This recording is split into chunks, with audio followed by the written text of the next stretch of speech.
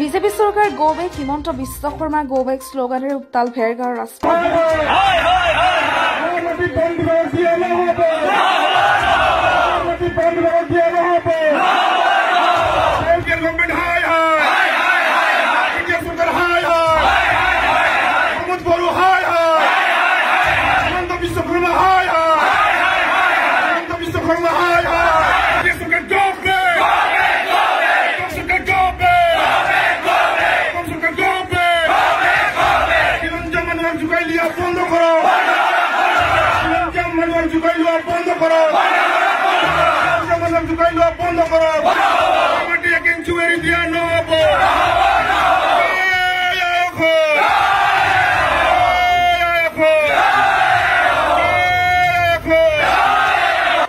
বৰ্ণলি অভয়াৰণ্যৰ উচ্ছেদক লৈ হৰিশিঙা ৰাজহ চক্ৰ কাৰ্যালয়ৰ পৰা উলিওৱা এখন পত্ৰক লৈ তীব্ৰ চাঞ্চল্য বিটিৰ ডিমাকুচি অঞ্চলৰ ৰাজগড় নালাৰ পৰা শুকলাই দেওচুঙা বৰংগাচলিকে ধৰি বিভিন্ন প্ৰান্তত ধনশিৰি বন সংমণ্ডলৰ অধীনস্থ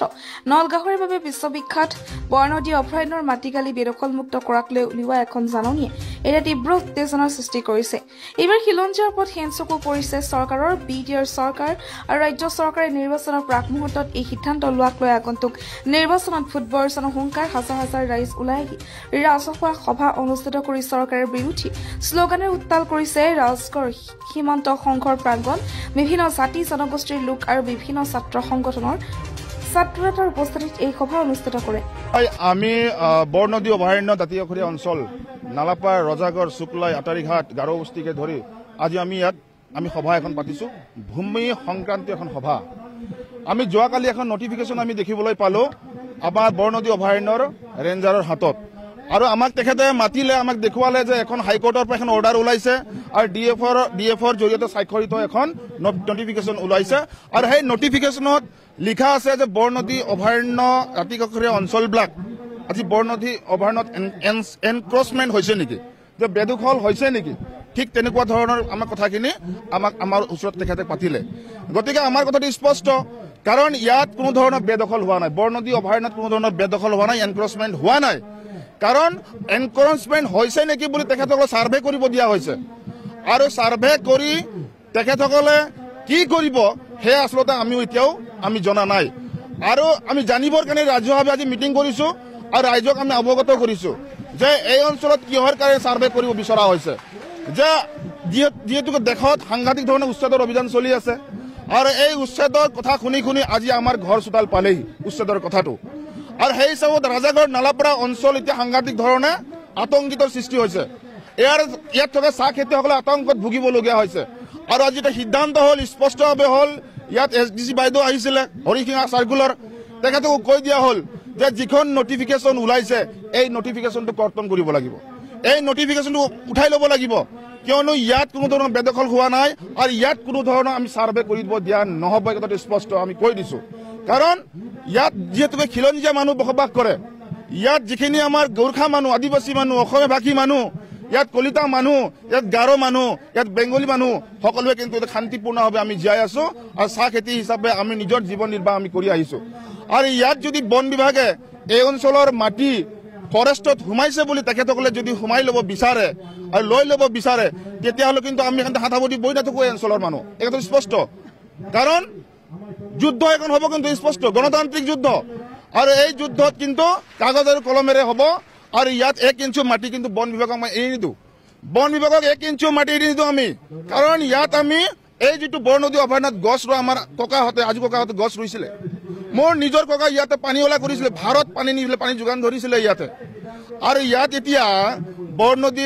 বৰনদীৰ যিটো ফৰেষ্ট আছে, এই ফৰেষ্টৰ ডিপাৰ্টমেণ্টত যিখন নটিফিকেশ্যন আহিছে আৰু আমাক ইয়াত ছাৰ্ভে কৰিবৰ কাৰণে তেখেতসকলে আমাক অৱগত কৰিছে, এয়া কিন্তু ছাৰ্ভে কৰিব দিয়া নহ'ব, ইয়াত কৰ্তন কৰিব লাগিব। ছাৰ্ভে কৰিলে ইয়াত উচ্ছেদ হ'ব, এইটো আশংকাত ৰাইজে ভুগিছে। আৰু আশংকা এটা আছে, ইয়াত নিশ্চিতভাৱে এটা কুটিল ষড়যন্ত্ৰ কৰা হৈছে, ইয়াত দুষ্ট চক্ৰ এটা সোমাইছে। কাৰণ বাৰে বাৰে আমাক জোকাই লোৱা হৈ আছে, ইয়াত বাৰে বাৰে উচ্ছেদ হ'ব বুলি এটা সাংঘাতিক ধৰণৰ এটা বেয়া বাৰ্তা এটা দি থাকে। আৰু এইবাৰ যিটো দেখিছো, ইয়াত কিন্তু ছাৰ্ভে কৰিবৰ কাৰণে ছাৰ্ভে কৰিব দিয়া নহ'ব। ছাৰ্ভে কিয় লাগে? ইয়াত বেদখল হোৱাই নাই, কাৰণ ইয়াত খিলঞ্জীয়া মানুহ বসবাস কৰি আছে। গতিকে ইয়াত ছাৰ্ভে কৰিব দিয়া নহ'ব। আৰু অনাগত দিনত যদি কোনোবাই যদি কৌশল ৰচনা কৰি কৌশল যদি অৱলম্বন কৰে তেতিয়াহ'লে কিন্তু সংঘাত এখন হ'ব কিন্তু আৰু ইয়াৰ কাৰণে জগৰীয়া হ'ব কিছু বিজেপি চৰকাৰী কথা স্পষ্ট ইয়াত বিজেপি চৰকাৰে কৰি আছে কাৰণ যিখন চৰকাৰী শাসনত আছে সেইখন চৰকাৰ জগৰীয়া হ'ব কাৰণ তেখেতসকলে কিহৰ কাৰণে ইয়াত তেখেতসকলৰ মণ্ডল আছে SDC অফিচাৰ আছে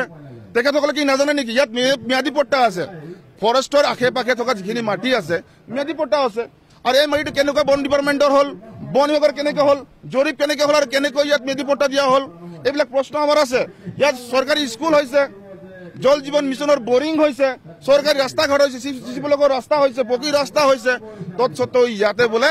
মানে বন বিভাগৰ মাটি বোলে সোমাই আছে এনেকুৱা ধৰণৰ কাৰবাৰ নচলিব নাই জৰীপ এতিয়া জৰীপ কৰিম বুলি তেখেতসকলে কৈ আছে নিৰ্দিষ্টকৈ যিখন নটিফিকেশ্যন ওলাইছে সেই নটিফিকেশ্যনখনত কিন্তু ফৰেষ্টৰ পৰা কিমান দূৰত্বলৈকে জৰীপ হ'ব কিমান দূৰলৈকে ছাৰ্ভে হ'ব তাতে উল্লেখ নাই তেখেতসকলে কৈছে আমাক যিসকলে নেকি আমাৰ ৰেঞ্জাৰ আছে বৰ্ণদী অভয়াৰণ্য ৰেঞ্জাৰগৰাকীয়ে কৈছে যে মোটামুটি আপোনাৰ 1-2 কিলোমিটাৰলৈকে হয়তো জৰীপ হ'ব বা মানে ছাৰ্ভে এটা হ'ব বুলি কৈছে কিন্তু ইয়াত ছাৰ্ভে কৰিব দিয়া নহ'ব আজি সকলো জাতীয় সংগঠনে আমি একত্ৰিত হৈছো আৰু প্ৰতিবাদ এখন হ'ব আৰু এই প্ৰতিবাদৰ যোগেদি দিছপুৰ কোকৰাঝাৰ আৰু দিল্লী কিন্তু হিলাব লাগিব শুনিব লাগিব স্পষ্ট ইয়াত কোনোবা এটা দুষ্ট চক্ৰ জড়িত হৈ আছে কাৰণ ইয়াত কিছুমানে টুৰিজিম বনাম বুলি কিছুমানে মানে আশা পুহি ৰাখিছে মনত এনেকুৱা ধৰণৰ কাৰবাৰ কৰিব দিয়া নহ'ব ইয়াত আমাৰ চাহ খেতি আছে আৰু চাহ খেতি থাকিব লাগিব আৰু আমাৰ ভৰিৰ তলৰ মাটি সুৰক্ষিত হৈ থাকিব লাগিব এই কথা স্পষ্ট নহয় ইয়াত যদি সেই নটিফিকেশ্যন যদি উইথড্ৰ নকৰে যদি উঠাই নলয় ইয়াত কিন্তু আন্দোলন এখন হ'ব মাটিৰ কাৰণে আন্দোলন হ'ব আন্দোলন হ'লে কিন্তু সমাগত BTR নিৰ্বাচন আৰু এই BTR নিৰ্বাচনত কিন্তু প্ৰভাৱ পৰিব এই কথাটো স্পষ্ট আমি ভোট কিন্তু বৰ্জন কৰি দিম এই অঞ্চলত কোনো নেতা পলি নেতাক আমি সোমাব নিদিম এই কথাটো স্পষ্ট কৰি দিলোঁ আজি জাতি মাটি ভেটিৰ কথা কোৱা এই অসম চৰকাৰ আৰু BTR চৰকাৰখনে BTAD অঞ্চলত বসবাস কৰি থকা খিলঞ্জীয়া লোকসকলৰ ভূমিৰ অধিকাৰৰ প্ৰতি এক বৃহৎ প্ৰশ্নৰ তেওঁলোকে আনিছে আৰু এই প্ৰশ্নৰ উত্তৰ দিবলৈ আজি আমি এই সমাৱেশত আমি সমবেত হৈছোঁ আৰু যি নেকি ধনচিৰি ডিভিজনৰ পৰা যি এটা নটিফিকেশ্যন গুৱাহাটী হাইকোৰ্টৰ জৰিয়তে এটা নটিফিকেশ্যন তেওঁলোকে প্ৰেৰণ কৰিছে যে এই বৰনদী অভয়াৰণ্যৰ নিকটৱৰ্তী গাঁওসমূহৰ ভূমি বেদখলিৰ তেওঁলোকে জৰীপ চলাব আৰু এই ভূমি বেদখলিৰ যি জৰীপ চলাব তাৰ পৰৱৰ্তী সময়ত কিন্তু তেওঁলোকৰ যি কুটিল চক্ৰান্ত এই চক্ৰান্তৰ জৰিয়তে এই অঞ্চলসমূহত কিন্তু উচ্ছেদৰ যি এক ভয়াৱহ ঘটনাও কিন্তু এই অঞ্চলত হোৱাৰ এটা আশংকাই দেখা দিছে আৰু মানুহ সজাগ হৈছে আজি যিখন চৰকাৰে নেকি জাতি মেটি ভেটিৰ কথা কয় সেই চৰকাৰখনে আজি কি কৰিছে এই অভয়াৰণ্যখনৰ নিকটৱৰ্তী অঞ্চলসমূহত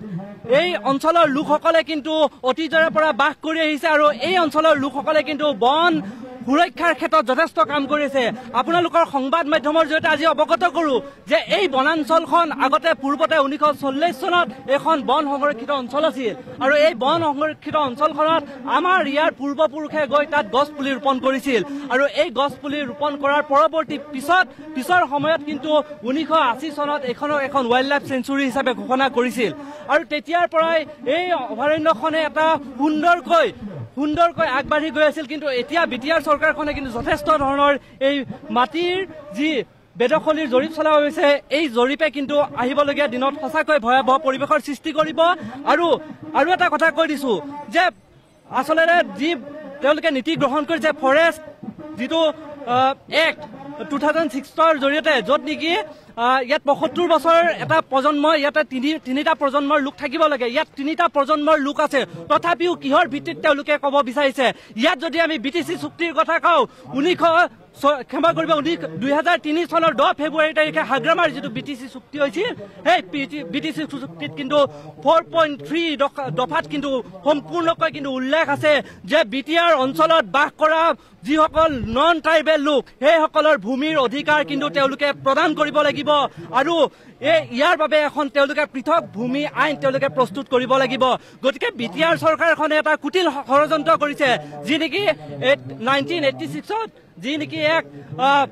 ভূমি আইন আমাৰ অসম চৰকাৰৰ ভূমি আইনৰ জৰিয়তে কিন্তু এওঁলোকে কিন্তু এই কাম কাজবিলাক কৰি আছে গতিকে পৰৱৰ্তী সময়ত BTR চৰকাৰখনে নিজৰ ভূমি আইন প্ৰস্তুত কৰি এই খিলঞ্জীয়া লোকসকলৰ BTC চুক্তিত উল্লেখ থকা 4.3 দফাত উল্লেখ থকা নন ট্ৰাইবেল লোকসকলৰ মাটিৰ অধিকাৰ তেওঁলোকে দিব লাগিব আৰু ইয়াৰ পৰাই আমি সকীয়াই দিছো বিটিআৰ চৰকাৰখনক যে এই মাটি যদি নাথাকে আমি নাথাকিম আমি নাথাকিলে কিন্তু আপোনালোকো থাকিব নোৱাৰিব ইয়াৰ বাবে আমি সকলোৱে আজি আপোনালোকক সকীয়াই দিছো ওদালগুৰি জিলাৰ পৰা প্ৰকাশ প্ৰহাটকীৰ report the North East times